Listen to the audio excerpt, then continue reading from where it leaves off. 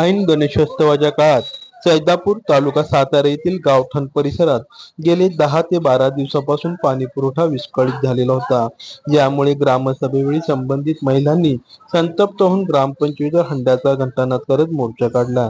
दरम्यान गावातील अनेक विकास कामांना, अडचणींना व प्रश्नांवर ताशेरे ओढत महिलांनी सरपंचांना येथे बोलवा अन्यथा ग्रामपंचायत टाळे ठोकू असा संतप्त पवित्रा यावेळी महिलांनी घेतला।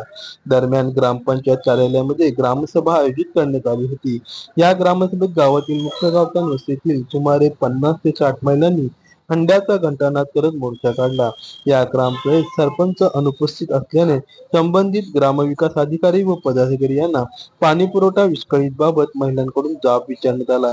संबंधित ठेकेदाराने मोटारचे बल न मिळाल्याने पाणी पुरवठा विहिरीवरील मोटर काढून दिल्याने गावठाणामधील पाणी पुरवठा विस्कळीत झाला होता। त्यामुळे पाणी वाचून नागरिकांच्या ऐन सणासुदीच्या काळात हाल सुरू होते। याबाबत अनेकदा नागरिकांनी तक्रार करून देखील दखल घेतली नसल्याने महिलांचा संताप अनावर झाला। त्यांनी शुक्रवारी ग्रामपंचायत कार्यालयावर हंडे घेऊन मोर्चा काढला। यावेळी संबंधित ग्रामविकास अधिकारी व पदाधिकाऱ्यांनी आंदोलनकर्त्यांची समजूत घालण्याचा प्रयत्न केला, मात्र महिलांचा संताप अनावर झाला होता।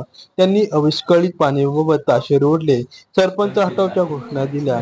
बघता बघता वादाला तोंड फुटले व ग्रामपंचायत व महिलांमध्ये बाचाबाची सुरू झाल्याने काही काळ तणावाचे वातावरण निर्माण झाले होते। यावेळी ग्रामविकास अधिकारी नामदेव लोहार यांनी संबंधित महिलांच्या भावना समजून घेत तात्काळ विहिरीवरची मोटर बसवून पाणी पुरवठा सुरू करण्याचे आश्वासन दिल्यानंतर महिलांनी आंदोलन स्थगित केले। या हंडा मोर्चामध्ये सुनीता पवार, साधना पवार, छाया पवार, मनीषा पवार, शोभा अवघडे, कांचन बुधावले, सावित्री शिंदे, जाफरीन शेख, शारदा जाधव, रेखा कांबळे आदी सहभागी झाल्या होत्या।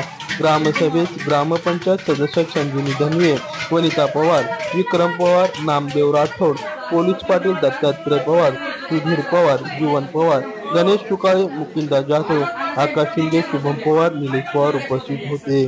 बाळू मोरे, आघात न्यूज महाराष्ट्र, सातारा।